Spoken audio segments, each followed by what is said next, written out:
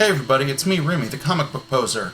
It's almost Wednesday, which means it's time to figure out what makes my list this week for New Comic Book Day after this. Hey!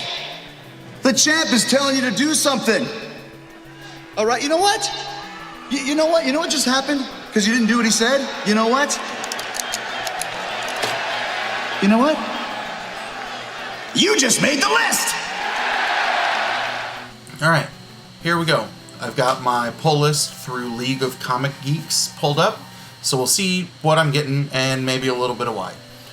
From DC, the first book I've got is Batman Superman number 12. I've been intrigued by looking at how, the two marquee heroes of DC have worked together in this series. It's been nice to see them both have to react to Batman and Superman villains in this story. It's been a fun read. I don't know how many issues this run is, but I know that it's not my favorite of all of the DC things that I'm pulling, and as there are some DC ones coming up that I may be interested in, we'll see how much longer I hang around on this title, but it's not too bad. The next one is the 4 millionth spin-off title for the Death Metal run. It's Dark Knight's Death Metal Speed Metal number 1. Apparently it's the drag race from hell, as you can see from the first title. I think my goal is to probably start reading all of the death metal stuff this week, as I am almost done reading some of the things that people say will make you understand this stuff a lot better if you read it first. The next book is Flash 762. It's the finale to the Finish Line arc. Has Barry Allen finally figured out how to beat Yobard Thwain, the Reverse Flash? The last book was kind of cool in terms of looking at how he could kind of resonate the Flash outside of him, and how the, Flash's allies from all across the timelines and maybe multiverses came to his aid. It's been a very, very interesting read to me, and I hope to God they don't take Joshua Williamson off the Flash, since he's now also writing the Justice League, because I like what he's doing there. The next book I've got up is the Autumnal number 1. I haven't read more about this book than the sentence you can see here on the front page, but everything that I've read from Vault I've been a big fan of. If you watched yesterday's definitive rankings video, Vault had, I think it was all 3 of the books that I picked up from Vault last week made it into my top 8 rankings, so I'm gonna give every number 1 that I see from them a try.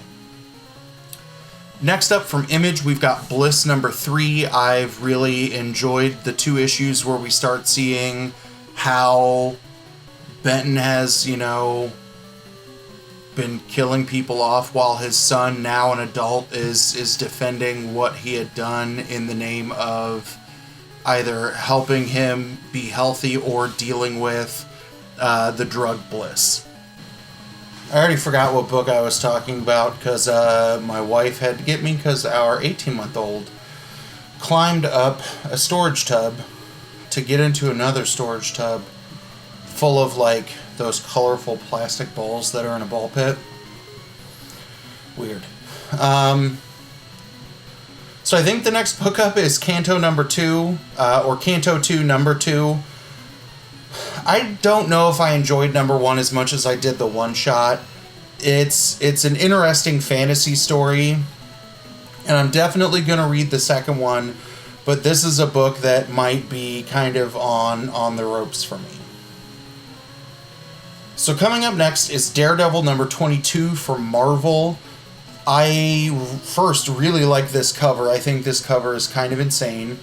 Second, now that we know that Daredevil has kind of turned himself in, what is Matt Murdock gonna do when he's, freed behind, from behind the mask? He's still dealing with, the conflict of having unintentionally killed someone early on, in the first couple of books of the series. So as we're still dealing with this kind of self-identity crisis for Murdock, it's going to be interesting if it continues to change the nature of Daredevil. Next, in one of the books that I might be the most excited for this week, is Doctor Doom number 7. I feel like it's been almost a year since I've read Doctor Doom number 6. I really like what Chris Cantwell has done with his interpretation of Doctor Doom. The art on the first 6 issues were all fire. So now that Doctor Doom is returning to Latveria after some of the remaining, or like the lingering events from issue number 6, is he getting ready to take his throne back, kind of restore himself as kind of now a slightly more decent person, since he's kind of been fleeing? I don't know, but I'm definitely excited to check it out. Next up from Vault is Engine Ward number 3. I've really liked this book. I like the idea of what is happening with these Celestials and how they are managing or interacting with the general population. We know that there's some kind of conflict brewing on the horizon, and I wonder if we finally get more details onto that in this book. Next for Marvel is Fantastic Four Antithesis number 2. I originally didn't pick this book up, and then as I went back to my LCS later in the week and was just looking for something else to read, somebody recommended this book to me. I've never been the biggest Fantastic Four fan, but I do like the Silver Surfer. So as we see, you know, them kind of team up to find Galactus, they have to flee from Antithesis, who is the inverse version of Galactus. So I want to see this. I think it's only a 4 or 5 issue series, so it will be a nice little bit of Fantastic Four reading for me. I think it will be a good feels for my Silver Surfer, since I haven't read anything, and I don't know if anything else really has used him since Silver Surfer Black, which wrapped up last year. Next is Immortal She-Hulk number 1. It says, in the wake of Empire, Jen Walters goes immortal. I didn't read any of the Empire stuff, as I think I've said a couple of times, so I hope that doesn't throw me off. I'm also not the world's biggest Hulk fan, so I might just be picking this up like a little bit speculative, because Immortal She-Hulk 1 might blow up since she's getting her own Disney Plus series. But the other thing that I'll point out, and I don't think it was up here on the it was on the Daredevil cover, but not the Doom cover. I like this little Chadwick Boseman tribute bar that is going across a lot of these covers. I haven't seen something else like that since the death of Stan Lee, so I think that's a nice little commemoration for him in terms of the impact that he had on the MCU. Next, we get Juggernaut number 1. I have always liked the idea of the Juggernaut as a character in terms of everything that he is capable of or what it takes for him to be contained. I've been real disappointed with how Juggernaut has been used, like, in the MCU, right? Like, I think Vinnie Jones walked away from playing Juggernaut in the X-Men film and said he was pretty upset with how he was asked to portray that character. And I know that's not MCU, but I guess in Marvel films. And then I thought the way that they used Juggernaut in Deadpool 2 made him a throwaway character that I would have loved to have seen more of. Next, also from Marvel, is Maestro number 2. I am liking this big backstory in terms of, you know, this is the whole origin of Maestro. I liked the first book. I didn't feel like I was too ill-informed with my history of Marvel or knowing who Maestro is and what Maestro is capable of to keep on this road. But I also think this is just a short 5-issue series as well, so I might as well stay on it, because even if I don't like it at the end, I know I can pass it on to somebody else. Next, from Boom Studios, is Mega Man Fully Charged number 2. I really liked the first book. I know that there have been Mega Man comics before this. I didn't feel like I was left out on anything. This mostly for me is a good nostalgia read, because I loved playing the Mega Man games when I was a kid. And there's a good chance that I know in the last video when there was a Mega Man book, there's a good chance that your backtrack, you may be listening to a Mega Man soundtrack right now. We'll see. Next is the book that Aftershock has been kind of hyping up in everything else recently. It's Miles to Go number 1, and you've seen the same kind of like 3-panel preview in most recent books, where you have some girl who looks like she's maybe 13, like, killing somebody.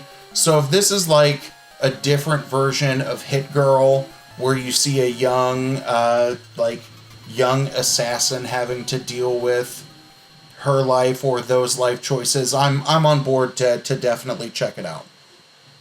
Next book up from Vault is Shadow Service number 2. I really liked Shadow Service 1 when it came out, kind of this mystical investigation unit. Now we see that, you know, the powers that Gina, the main character, kind of established, everything that she could use or do has turned against her, so I want to see what she looks like a bit more on the chase.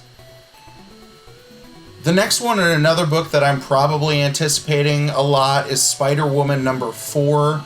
I think I just mostly love this book now because I know that it gives me something to read, and I can hear Bruce and Stephanie talk about how much they dislike Spider-Woman, and I'll go, nah, dog, here's why I think it's good. Stephanie used to be on my team that Spider-Woman was good, and then she read issue number 3 and got real mad about it, especially at the dinosaurs and the reveal of Jessica's mother at the end of the book. But look, I will fight you, Comics and Beer, over the greatness of this interpretation of Jessica Drew fighting for her life in Spider-Woman. Next from Image is Undiscovered Country number 8. We are starting to look at a new area of the map that they have made it into, that they are now in the Pacific Northwest, after having fled the weird forest where, like, the little, like, bedsheet strappy thing started consuming everybody. I don't know, it was weird.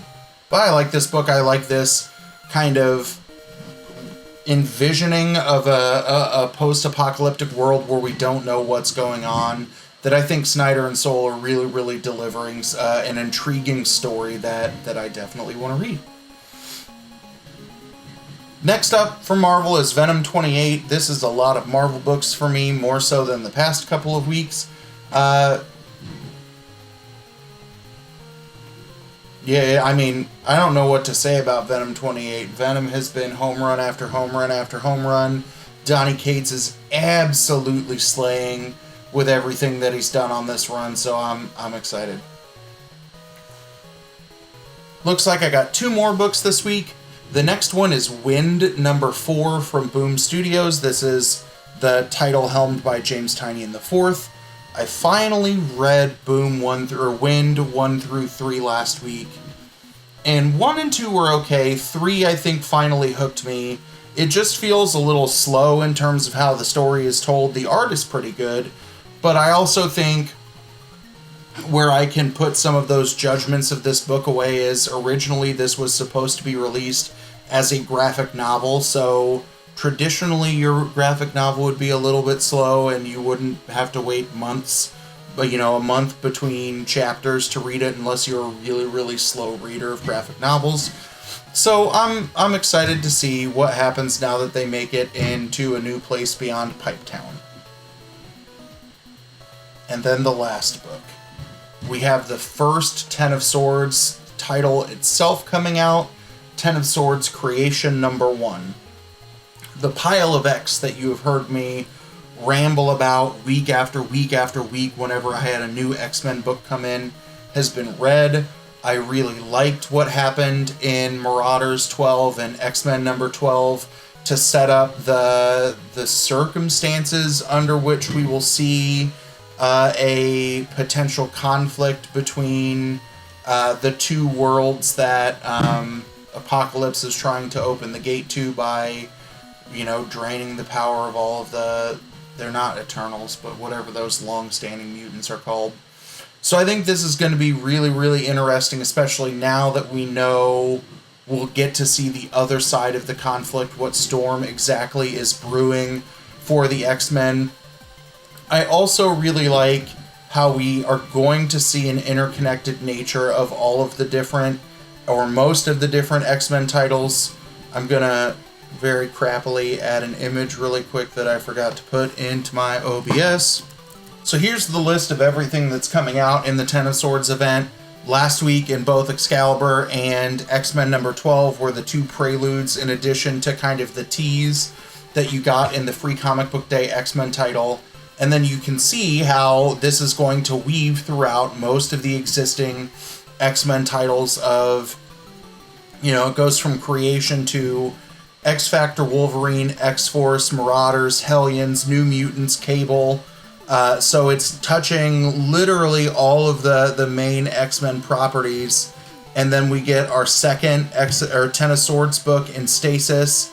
And then it weaves through everyone and everything else. And then we get Ten of Swords Destruction at the end. So I am not 100% sure of, you know, tie-ins. Like, I know from the Joker War stuff that's going on right now, I read a Nightwing book, but I'm really only reading the Batman titles. So is this required reading to understand the entire depth of the event, or are there things that I will miss out on, or, you know, I'm okay missing if I'm not pulling one of those titles? That'll be one of the things that I hope to be able to talk about in the next 2 weeks, that I'm pulling all of these X-Men titles anyway, that it's the only book that I've ever pulled every tie-in or pull-in for, because I am just that big of a fan of the X-Men books. So as I read through these things, I'll be able to answer some of the questions that I asked, you know, people who are reading Empire.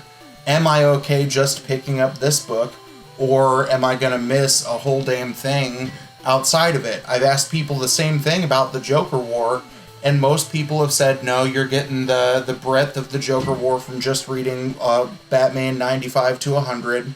And then there have been a couple of people who are like, yeah, but you get a nice little taste of something in these other books.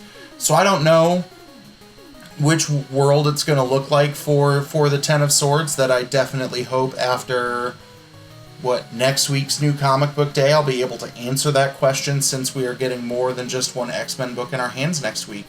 So we'll see, but this is what I've been real excited for the last several months of X-Men comics, and now the big old payday is here.